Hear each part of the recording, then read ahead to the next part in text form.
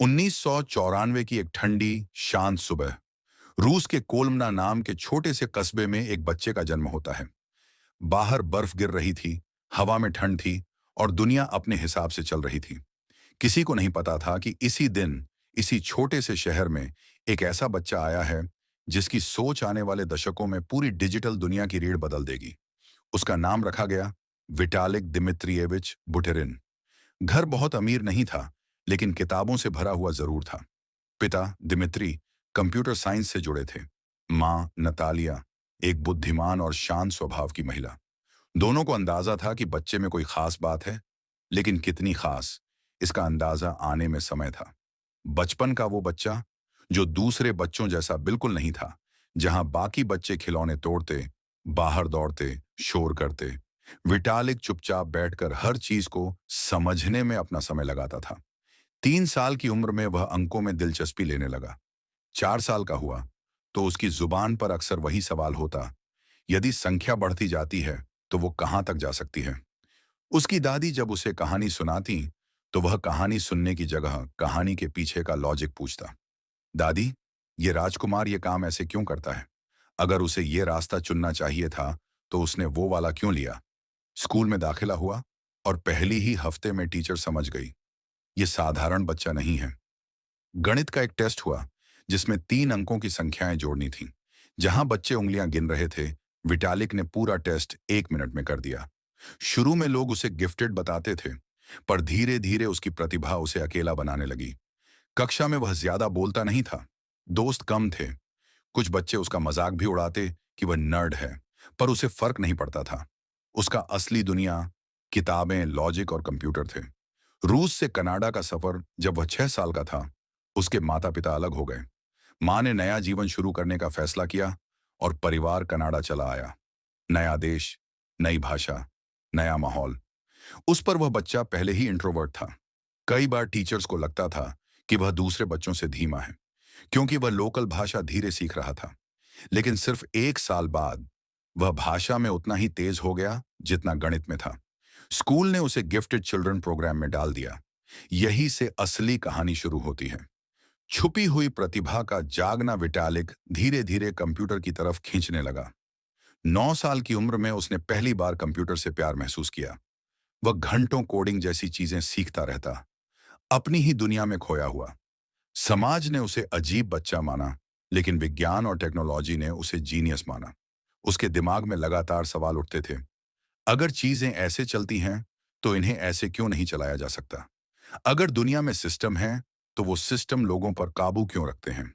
क्यों ना हम ऐसा सिस्टम बनाएं जहां लोग खुद नियंत्रण में हों?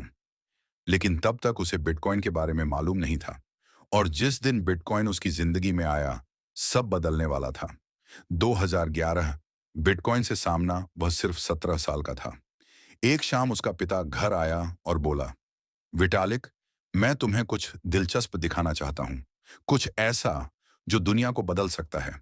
उन्होंने उसे बिटकॉइन के बारे में बताया, एक डिजिटल पैसा जिसका कोई मालिक नहीं, जो सरकार के नियंत्रण के बाहर है, जो इंटरनेट से चलता है। पहली बार सुनकर विटालिक हंस पड़ा। उसे लगा, बकवास, पैसा भी डिजिटल, वो भी बिना बैंक। लेकिन उसके दिमाग की एक खास बात थी, वह हर चीज को जल्दी जज नहीं करता था। उसकी शंका जिज्ञासा में बदली, फिर जिज्ञासा जुनून में। उसने रात रात भर बिटकॉइन के व्हाइट पेपर पढ़े, फोरम्स में बहसें पढ़ी, लोगों की चर्चाएं समझी, और कुछ महीनों बाद उसने महसूस किया, ये दुनिया की सबसे बड़ी खोजों में से एक हो सकती है। उसे बिटकॉइन इतना पसंद आया कि वह बिटकॉइन फोरम पर लेख लिखने लगा। एक ऑनलाइन क्रिप्टो मैगजीन ने उसे ऑफर दिया, तुम बिटकॉइन पर लेख लिखो, हम तुम्हें $5 देंगे, या 1.5 बिटकॉइन बिटकॉइन। तब बिटकॉइन की कीमत इतनी कम थी कि कोई भी 1.5 बिटकॉइन लेना भी नहीं चाहता था। लेकिन विटालिक ने बिटकॉइन ही चुना। उसे पैसे नहीं चाहिए थे, उसे तकनीक चाहिए थी। दुनिया का सफर सिर्फ एक बैग और एक सपना। 2013 आते आते वह क्रिप्टो की दुनिया में एक जाना पहचाना नाम बन चुका था। पर इस लड़के को सिर्फ लिखना नहीं था, समझना था। तो उसने एक ऐसा फैसला किया जिसे बहुत कम लोग लेते हैं। उसने कॉलेज छोड़ने का फैसला किया। फंड कम थे, सपना बड़ा था, पर वह निकल पड़ा। दुनिया देखने, सीखने, समझने। कभी चीन, कभी यूरोप, कभी अमेरिका। कभी सस्ते होटलों में सोता, कभी किसी दोस्त के घर के सोफे पर। कभी घंटों तक बस में बैठकर कोडिंग करता, कभी उड़ानों के बीच में ही आइडियाज लिखता। लेकिन इस सफर ने उसे एक बात समझा दी। बिटकॉइन महान है, लेकिन सीमित है। बिटकॉइन सिर्फ पैसा बना सकता था। ताकतवर, अनोखा, आजाद, लेकिन सिर्फ पैसा। विटालिक सोच रहा था, क्या कोई ऐसा सिस्टम हो सकता है जहां सिर्फ पैसा ही नहीं, कॉन्ट्रैक्ट्स, एग्रीमेंट्स, प्रोग्राम्स सब ब्लॉकचेन पर चलें? जहां हर इंसान अपना ऐप खुद बना सके, जहां एक खुला डिजिटल देश हो जिसमें सब बराबर हों। उसके दिमाग में एक वाक्य गूंजने लगा, bitcoin is cool, but we can do more. और फिर वो रात जिसने इथीरियम को जन्म दिया, दिसंबर 2013 की एक ठंडी रात थी। बरसों की सोच, हजारों घंटे की पढ़ाई और बेशुमार यात्रा, सब एक बिंदु पर आ गया। वह लैपटॉप खोलकर बैठा। एक कप चाय उसके बगल में था और उसने टाइप करना शुरू किया। एक पन्ना, दो पन्ना, 10 पन्ना, 20, 36 पन्ने। वह पूरी रात नहीं सोया। उसकी आंखों में सिर्फ एक चीज थी, एक नई दुनिया।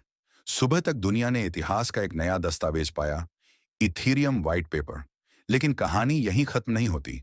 असल में यहीं से मुश्किलें शुरू होती हैं। पहली असफलता, लोगों ने मना कर दिया। जब विटालिक ने यह आइडिया बिटकॉइन कम्युनिटी को बताया, बहुतों ने इसे नकार दिया। कुछ बोले, यह असंभव है। कुछ बोले, यह बहुत बड़ा है। कुछ बोले, ब्लॉकचेन सिर्फ पैसों के लिए है, बाकी सब बेवकूफी है। कुछ तो हंस भी दिए, कहने लगे, ये लड़का पागल है, इसे ब्लॉकचेन की समझ नहीं है। लेकिन विटालिक ने जो देखा था, वह दुनिया नहीं देख पाई थी। उसने चुपचाप सोचा, अगर कोई नहीं बनाएगा तो मैं बनाऊंगा। कॉलेज छोड़ने का फैसला 2014 की शुरुआत में उसने अपनी मां को फोन किया। मां, मैं कॉलेज छोड़ना चाहता हूं। कुछ पल खामोशी, फिर मां ने कहा, क्या तुम पक्का ये करना चाहते हो? विटालिक ने धीरे से कहा, हाँ, ये मेरे जीवन का सपना है। और मां ने जवाब दिया, तो जाओ, अपने सपने का पीछा करो। यही वो पल था जहां से इथीरियम की वास्तविक यात्रा शुरू हुई। इथीरियम का जन्म, दुनिया का सबसे बड़ा ब्लॉकचेन प्रोजेक्ट। विटालिक ने एक टीम बनाई, 6 से 7 लोग जो उस पर विश्वास करते थे। उन्होंने क्राउड फंडिंग शुरू की। लोगों ने पैसे नहीं, विश्वास दिया। और 2014 में इथीरियम ने करोड़ों डॉलर जुटा लिए, क्योंकि दुनिया को पहली बार लगा ये चीज बिटकॉइन से भी बड़ी हो सकती है। 30 जुलाई 2015 इथीरियम लॉन्च हुआ और बस ब्लॉकचेन की परिभाषा बदल गई। इथीरियम सिर्फ एक कॉइन नहीं था, इथीरियम एक ओपन वर्ल्ड कंप्यूटर था। विटालिक ने दुनिया को दिया smart contracts, decentralised apps, NFT का पूरा ढांचा, डीओज, डीएफआई रिवॉल्यूशन और पूरा वेब 3 इकोसिस्टम, सब कुछ इथीरियम से शुरू हुआ। और ये सब एक ऐसे लड़के ने बनाया था जो कभी क्लास में अकेला बैठा करता था। इथीरियम लॉन्च होने के बाद दुनिया ने पहली बार महसूस किया कि ब्लॉकचेन सिर्फ पैसा नहीं, एक डिजिटल सभ्यता बन सकता है। लेकिन जहां सफलता होती है, वहीं चुनौतियां भी होती हैं। और विटालिक की जिंदगी में चुनौतियां किसी तूफान से कम नहीं थीं। इथीरियम की पहली बड़ी परीक्षा डीएओ हैक साल 2016। इथीरियम को लॉन्च हुए सिर्फ 1 साल हुआ था। डेवलपर्स ने इथीरियम पर एक शानदार प्रोजेक्ट बनाया, द डीएओ, एक विकेंद्रीकृत निवेश फंड। लोगों ने करोड़ों डॉलर इसमें जमा किए। दुनिया खुश थी। लोग हैरान थे कि ये चीज असल में भी काम कर सकती है। इथेरियम के सपने को सब सच होता देख रहे थे। लेकिन 17 जून 2016 की सुबह ब्लॉकचेन इतिहास का सबसे डरावना दिन बन गई। एक हैकर ने द ड्यो के कोड में छुपी कमजोरी ढूंढ ली और 3.6 मिलियन ईटीएच चुरा लिया। दुनिया सन्न रह गई। सोशल मीडिया पर भगदड़ मच गई। लोगों ने कहा, इथीरियम खत्म हो गया, ये प्रोजेक्ट अब नहीं बचेगा। पत्रकारों ने कहा, खेल खत्म, इतिहास बनने से पहले ही कहानी खत्म। लेकिन इस तूफान के बीच एक उम्मीद की किरण थी। एक 22 साल का शांत, पतला सा लड़का, जिसका दिमाग किसी सुपर कंप्यूटर की तरह काम कर रहा था। दुनिया में अफरा तफरी थी, लेकिन विटालिक अपना बैग उठाए, दूध का गिलास हाथ में लिए चुपचाप धीरे धीरे अपने कंप्यूटर के सामने बैठ गया। उस रात उसने दुनिया को दिखाया कि लीडरशिप उम्र नहीं, काम से साबित होती है। उसने इथीरियम समुदाय को बुलाया। कॉल्स, चर्चाएं, बहसें घंटों तक चलती रहीं और आखिरकार विटालिक ने एक ऐसा फैसला लिया जिसने ब्लॉकचेन इतिहास की दिशा बदल दी। Hard fork. इस फैसले का मतलब था हैक हुआ पैसा वापस आ सकता है, लेकिन कीमत चेन दो हिस्सों में बंट जाएगी। बहुत लोगों ने विरोध किया, बड़ी बहसें हुईं। कई लोग बोले यह ब्लॉकचेन के नियमों के खिलाफ है, कोड इज लॉ, इसे बदला नहीं जा सकता। लेकिन विटालिक ने सिर्फ एक बात कही, ब्लॉकचेन का मकसद लोगों की सुरक्षा है, न कि गलतियों को हमेशा के लिए पत्थर में बदल देना। और अंत में इथीरियम का हार्ड फोर्क हुआ। चेन दो हिस्सों में बंट गई, इथीरियम ईटीएच और इथीरियम क्लासिक ईटीसी।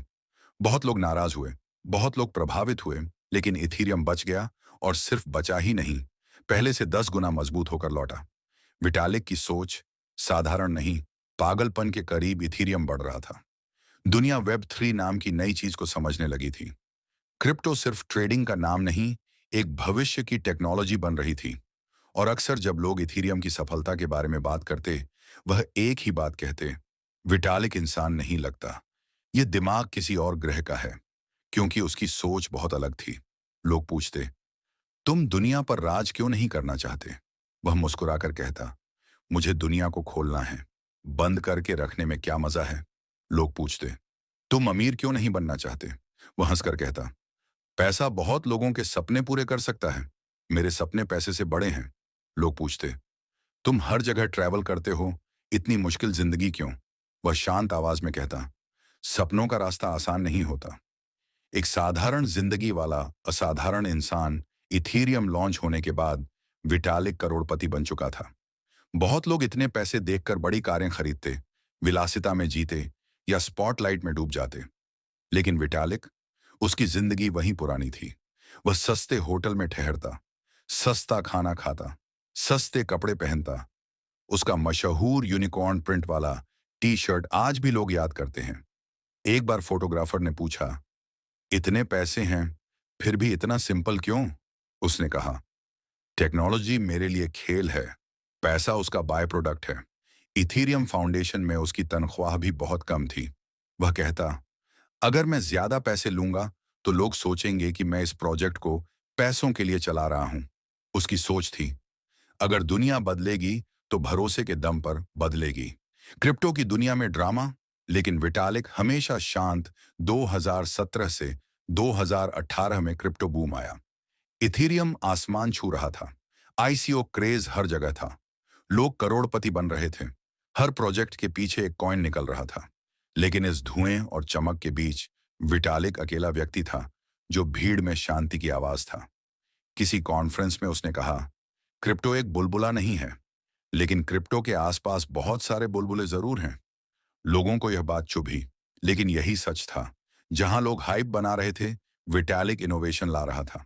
जहां लोग फेक प्रोजेक्ट लॉन्च कर पैसा कमा रहे थे, विटालिक इथीरियम को प्रूफ ऑफ स्टेक में बदलने जैसे दुनिया के सबसे कठिन तकनीकी अपडेट पर काम कर रहा था।